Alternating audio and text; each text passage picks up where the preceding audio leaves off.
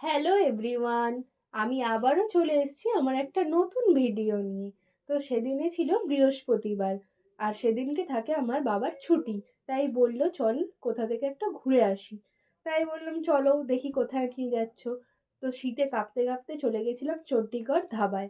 এটা হচ্ছে ধুলাগড়ে। এখানে আমরা প্রত্যেকবারই আসি। এখানকার খাবার দাবার যেমন রিজনেবল প্রাইসের, তেমনই টেস্টও খুব সুন্দর। তো আমরা যেহেতু সন্ধ্যাবেলায় গেছিলাম, তাই নিয়েছিলাম সিঙ্গারা, ভেজ পকোড়া আর ভেজিটেবিল চপ। এগুলোর টেস্টও মানে মারাত্মক ছিল। এই প্রথমবার এগুলো আমরা ট্রাই করলাম, কিন্তু খুবই ভালো ছিল। তারপর নিয়ে নিয়েছিলাম 3 কাপ দুধ চা।